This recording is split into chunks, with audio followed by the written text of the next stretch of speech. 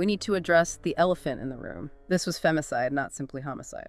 I'll admit, I'm not always clear on the distinction. Can you elaborate on that? Of course, femicide is the intentional killing of women because they are women. It's rooted in misogyny, a sense of power and control over women. It's often part of a continuum of violence that can include emotional abuse, intimidation, and physical assaults.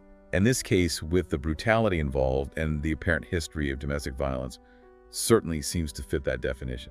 It does, and unfortunately, Mexico has a particularly high rate of femicide. In 2020 alone, the year Ingrid was murdered, over 900 cases were officially registered, and it's widely believed the actual number is likely much higher due to underreporting. Wow, over 900. That's a staggering number. It points to a systemic issue, not just isolated incidents. Exactly. Femicide is a symptom of deeper societal issues.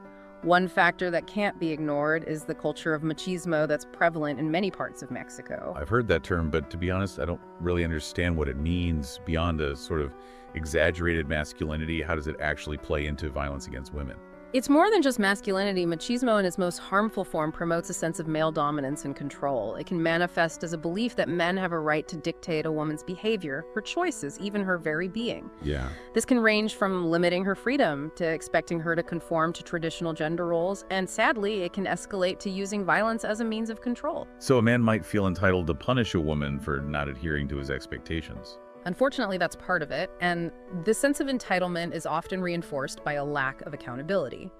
Mexico's justice system has long been criticized for its inadequate response to violence against women. Investigations are often slow and incomplete, and perpetrators rarely face serious consequences.